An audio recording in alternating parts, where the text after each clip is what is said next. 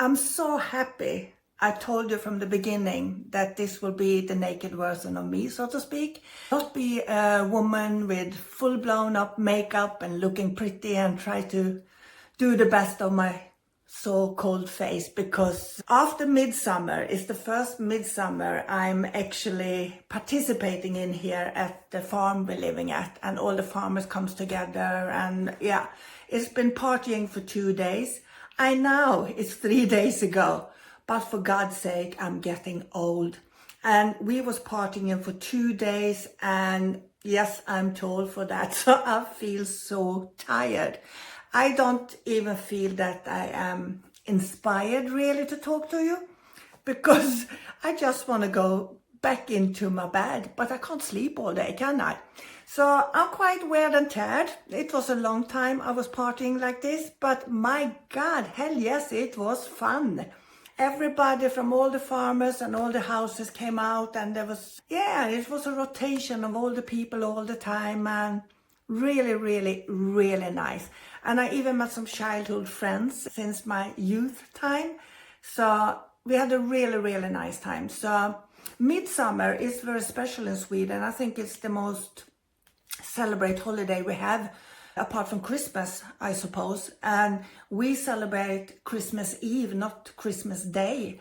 So Midsummer is the highlight of the year. So yeah, there's a lot of drinking and also a lot of playing. We pick all the flowers, we do songs, we dance around a midsummer pole, so to speak, that we dress with flowers and leaves and everything. And it's all for the children during the day. But when the evening comes, it's for the adult, and it's usually quite a wet party. And it was for me. So I'm really, really, really, really was so exhausted after that weekend. But it was so nice to see all my neighbors. It was so nice to see the ones I haven't seen before maybe. And we all got together, we ate, and we had a little drink, and we talked amongst ourselves. And it was really, really nice. And of course, I had to do a reading as well. But I did that yesterday. I was still tired, but I did it. And I wasn't that sharp as I normally was, but I told her before I did it. So the beauty with where I am at the moment in time is that I don't really care that much. You know, I do the best I can at any moment given in time. And I told her I was tired and we could postpone it. But at the same time, when you postpone things, that's what I used to do. I just moving it forward and forward and forward. Just take the bull with the horns and do whatever you can. And I said we could do another one anyway.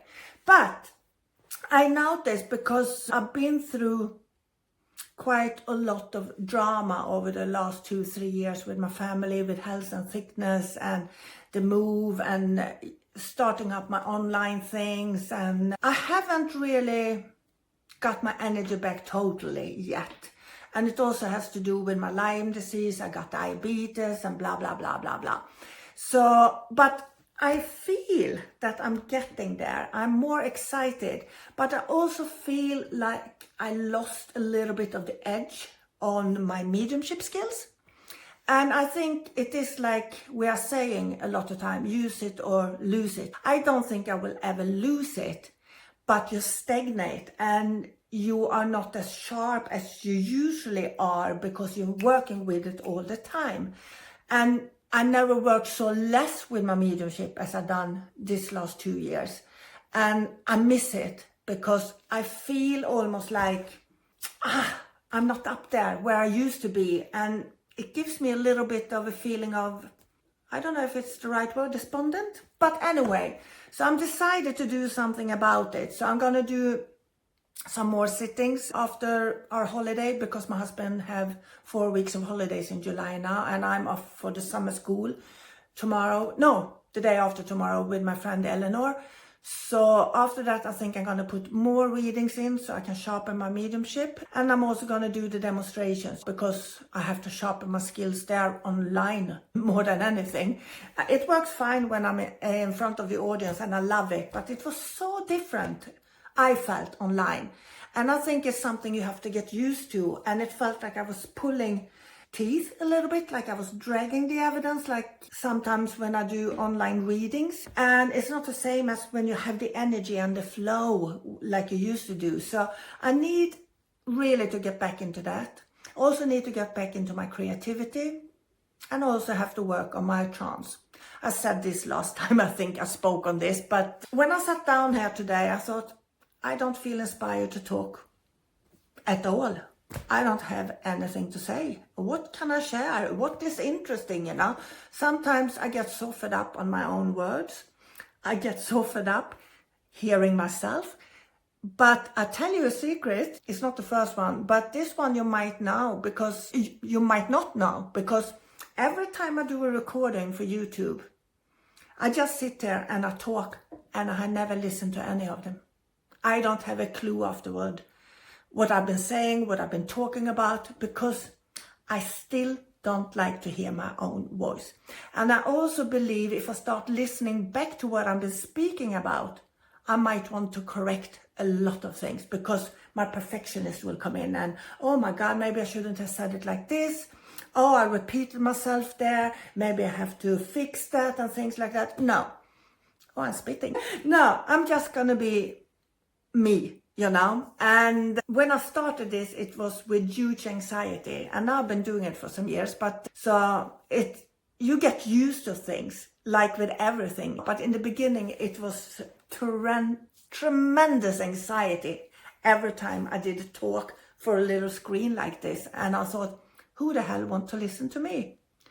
And then I have to use my common sense and think that, well, I like to listen to people with 30 years experience when I started out my development. And I know I can give a lot, because I give things that I never got taught, that I never heard from teachers. And I think that little gap there that I was missing, that's what I'm sharing. I'm not saying that I have all the answers, because hell no, I don't. I still feel sometimes like a beginner. I still feel like I'm grasping at things, and I definitely don't have all the answers. And the more I have developed, the more I have worked with my mediumship, the less I realize I know. And I realize I have had a lot of speculation. I assumed a lot, which became my belief system. And today I just know that there's so much I don't have a clue about. And we all have our ideas. And in this business, it's my way or the highway for most everybody. And I might be totally wrong in what I'm doing, but it's working for me. And that's all that matters. And I'm more happy than I've ever been before. And more comfortable within my work than I've ever been before. Except I have to polish a little bit of the online then. But I feel more comfortable within my own body and everything, and that's quite nice to feel, actually. And if I could take away 25 years of my struggle, if I can do that and help one of you to not go in my footsteps, so to speak, I feel I have done my job, because I don't want any of you suffer as I have done during my development, because this is supposed to be joyful. This is supposed to be fun, you know. And spirit is always love and giving. They are there, they support you, they hold you. So don't be too hard on yourself. Be kind to yourself and love yourself if you can. I'm trying the best I can anyway. But yeah, I'm rambling like I usually do a lot of time, but that's me, and that's what you get if you're following me. So bye.